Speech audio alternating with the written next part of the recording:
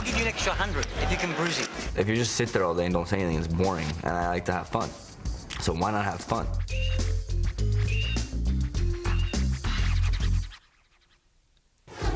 I think it's more than fun. I think he's a heck of a good player, and maybe that allows him to have fun, but he's also really respected by his peers. And if anybody doesn't like having a couple of chirpers at the table, like Esfandiari and James, there's always earphones. Well, exactly. And here they are again. James has gotten very quiet. Kathy Liebert will call with nothing.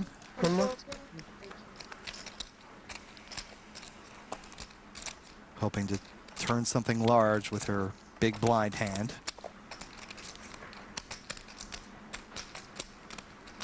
King, queen, 6. So James now with top pair. Esfandiari with middle pair and Liebert with a baby flush draw.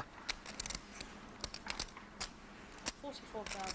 44,000.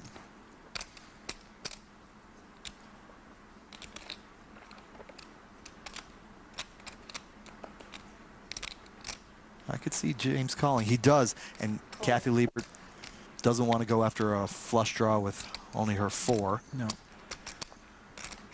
Kenna James might not know how good of a position he's in right now. He doesn't know that Esfandiari doesn't have a diamond. And the one card James doesn't want to see here on the river is a diamond card. Well, guess what? Now it does. Yeah, and oddly make a hand, though. Yeah, both of them make a straight with that jack. But 4 diamonds on board. It's pretty frightening. It'll be very interesting here. See how this is played out. Well, you like that river, huh? Boom, no problem. Whee! Call the flop, check the turn. All those extra chips, Kenna James. I gotta give you credit. That tends to give you a lot of courage. So sick. Esfandiari seems to be convinced that made Kenna James's flush. He's saying, what a waste. How much is it? 85,000. 85,000 to Esfandiari. That was a very clever bet by Kenna James. He bet at the time about half the pot. Looks like a value bet. And that is valuable. When he was only supposed to get half the pot and ends up getting all of it, that is a great move by Kenna James. Showed his cards also to Esfandiari. So 2 good players going heads up 2 times in a row. Ain't that what it's all about?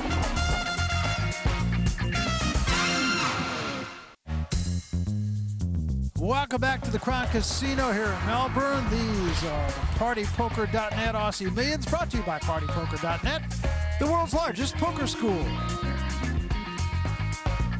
Take a look at where we stand at the main table that we've been watching tonight. It's been very competitive, but Kenna James continues to rule the roost. 1.292.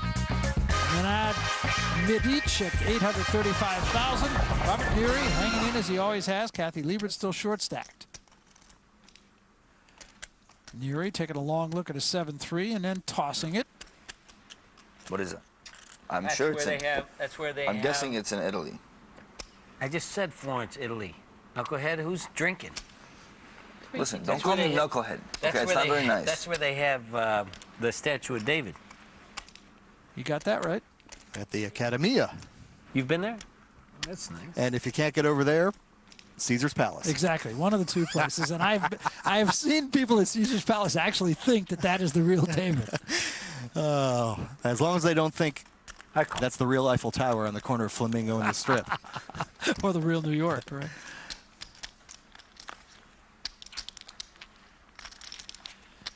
Now Medic for the Queen Jack suited. Should be an interesting hand here.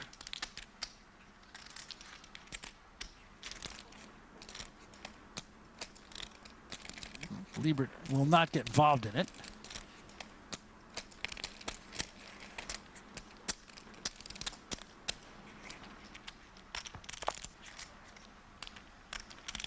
on the flop. 3 players. Ace 6-4 on the flop.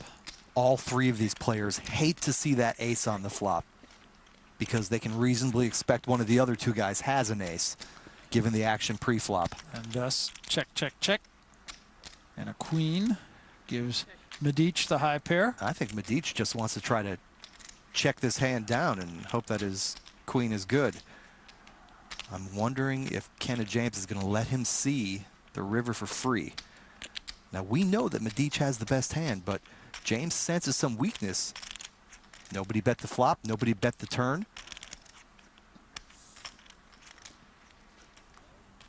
And a pretty quick call from Medic on 55,000. That will get Esfandiari out of the way, and there's a third 3 for James. Goodness.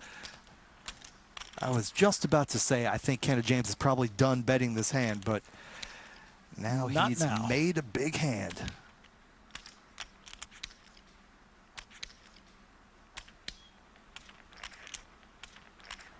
He bets the size of the pot, which is 200,000. Really putting the pressure on Medic. That's what you can do when you're the chip leader. That 3 is a heart as well. Medic might suspect that his opponent made a flush. Will you show me or not?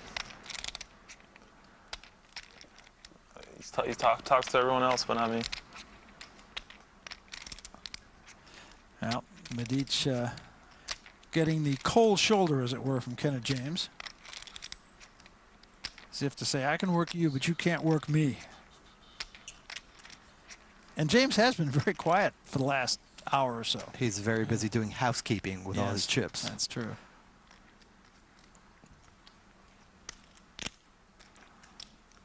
Ooh, Medic wanted to pull the trigger, and he folds.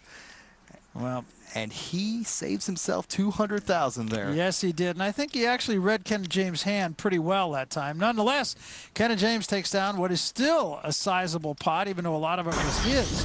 Bonus coverage now as we go to one of the outside tables where Bernard Bay is all in against Shannon Shore. We've seen Shore on a few occasions. He lost the last time we saw him.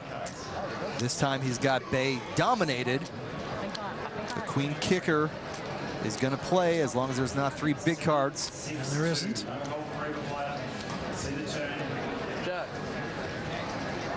And an 8. Bay is down to a jack. He's going to need one of the 3 remaining jacks in the deck. Doesn't get it. So this one was no contest, as Shore will eliminate Bernard Bay, who will finish in 15th place and cash a check for just over 25,000. So Shannon Shore continues to dodge a whole lot of bullets, and he's got a pretty good size stack in front of him. Welcome back to PartyPoker.net Aussie Millions. We are here at the Crown Casino in Melbourne, and Michael and you and I were here in January of '06, had a chance to do a little shopping, get around the city of Melbourne a little bit. It's nestled on the banks of the Yarra River, the Crown Towers, and it sits in one of the most beautiful and sun-drenched parts of Melbourne, the jewel of Australia's south, with one of the world's friendliest public transport